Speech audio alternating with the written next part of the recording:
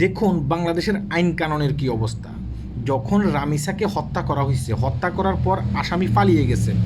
পালিয়ে যাওয়ার পরে যখন সে হত্যাকারীকে গ্রেপ্তার করছে, হত্যাকারীকে যখন গ্রেপ্তার করছে তখন হত্যাকারীকে পুলিশ জিজ্ঞাসাবাদ করছে, মানে প্রাথমিকভাবে জিজ্ঞাসাবাদ করছে। বলছে তুমি কি সে হত্যার সাথে জড়িত, তুমি কি হত্যা করছো, তুমি কি ওই মেয়েটাকে ধর্ষণ করছো। তখন কিন্তু রামিসার যে হত্যাকারী আছে সে স্বীকার করছে প্রাথমিকভাবে। সে বলছে যে আমি হত্যা করছি, আমি আপনার এটাকে কি বলে মেয়েটাকে দর্শন করছি। তারপরেও এই লোকটাকে রিমান্ডে নেওয়া হয়েছে। আমার প্রশ্ন হচ্ছে যে কেন এই লোকটাকে রিমান্ডে নেওয়া হবে। কারণ একটা লোকের তখনই তো রিমান্ডে নেওয়া হবে যখন সেই লোকটা অস্বীকার করবে, তখনই তো তাকে রিমান্ডে নেওয়া হবে।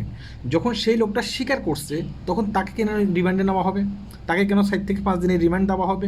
আমি বুঝি না আমাদের বাংলাদেশের এই সিস্টেমটা কেন বহাল আছে, সেটা আমি বুঝি না।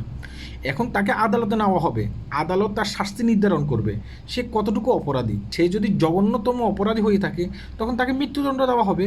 আমাদের বাংলাদেশের আইন অনুসারে তাকে মৃত্যুদণ্ড দেওয়া হবে সে যদি জঘন্য অপরাধী হয়ে থাকে। আর সে যদি ছোটোখাটো অপরাধ করে থাকে তখন তার সাজা যতটুকু দরকার অতটুকু তাকে সাজা দেওয়া হবে। মানে তাকে আবার রিমান্ডে কেন নেওয়া হবে, আমার প্রশ্ন হচ্ছে এটা। এভাবে রিমান্ডে নেওয়ার পরে অনেক আসামি কিন্তু ফার পেয়ে যায়, সে আসামির পক্ষে কিন্তু উকিল দাঁড়ায়, সে আসামির পক্ষে কিন্তু দেখা গেছে কি কিছু কিছু মানুষ দাঁড়িয়ে যায়, তখন সে আসামি কিন্তু ফার পেয়ে যায়। আর এই আসামিগুলো ফার পেয়ে যাওয়ার কারণে দেখা গেছে কি বাংলাদেশের সাধারণ মানুষ অনেক ক্ষেত্রে দেখা গেছে কি এই মানে হেনস্থার শিকার হয়। এই যে একটা মেয়ে যে দর্শনের শিকার হয়েছে, অনেক ক্ষেত্রে তার বাবা মা কিন্তু সঠিক বিচারটা পায় না। আপনার মতামত আপনি দিয়ে যাবেন, এটা হচ্ছে আমার মতামত। আশা করি বুঝতে পেরেছেন। হ্যাঁ, আল্লাহ হাফেজ।